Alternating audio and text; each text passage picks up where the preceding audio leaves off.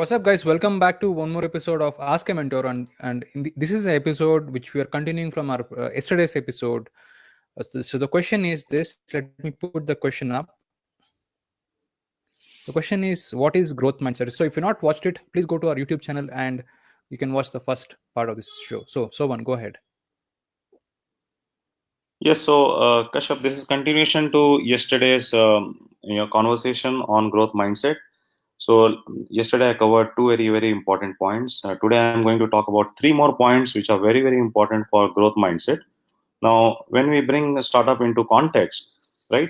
So the first point, which is every startup goes through four different phases, right? The first phase is the struggle phase. Now, which means that the startup is struggling at every level. They're struggling at their business model, their business plans. They're struggling with their founders. They're struggling with, the customers. They don't know how to execute. They're struggling with their funding, everything. So that's the struggle phase. And the next phase is when the startup goes into a success phase. Now, success phase means you have one or two or maybe three paying customers. Now, you are generating some amount of revenue, but it is not sure. You're not sure whether next month you are going to get the same amount of revenue or not. So you definitely have success, but you don't know whether that is going to continue, that's going to sustain. So third phase is your sustenance phase. Now, in sustenance phase, let me give an example. Like suppose you are earning about 10 lakhs of revenue at an initial level, let's say for per month, and maybe out of that 5 lakhs is something which is predictable. You know that you are going to earn anyway, right? And the other 5 lakh is something which you don't know. You are not sure about it. So that 5 lakh is sustained now, and you are trying to see whether you can get more and more revenue in the sustenance phase. And you will have minimum 4 to 5 paying customers. And the last phase is your growth phase, where you start propelling and you make sure now you skyrocket. You actually start going exponential. So that's your growth phase. Now, the biggest mistakes which most of the startups do is they try to get everything done, more importantly the funding part, when they are in the struggle phase and when they're in the success phase, right?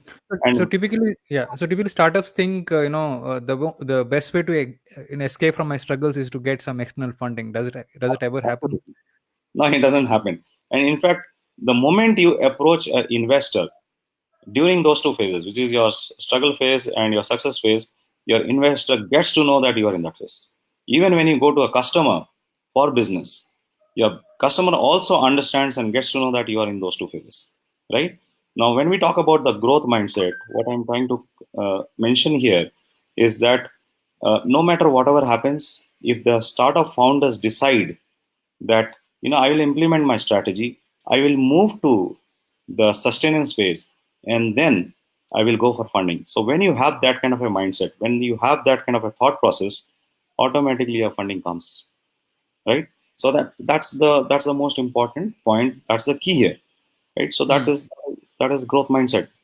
Startups Right. founders clearly understanding that I want to grow from here, Right. right? So I remember, in when we launched Lions Lair, about 2 months back, I remember you talking about this exact fact. Like, investors want to put money on a winning horse. So you want to talk about that for 2 minutes? Yeah, they want to put money on the winning horse.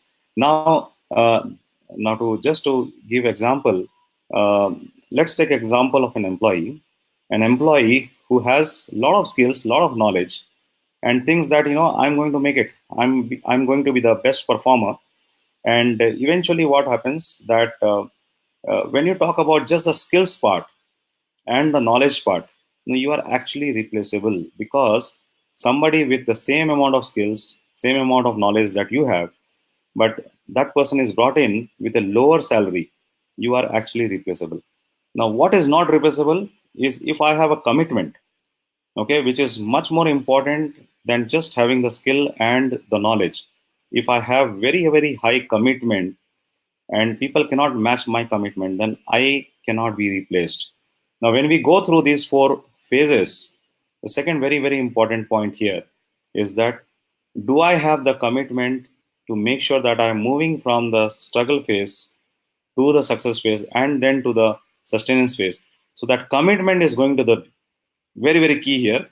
And When a startup founder or a team has this commitment, then obviously they are in a position to make sure that they are able to grow Right. from. So, Someone, if you're listening, guys, what's happening right now is there is an internet issue right now. So, if you are done with your point, I'm going to like assume that you're listening to me, and I'm going to end the episode here.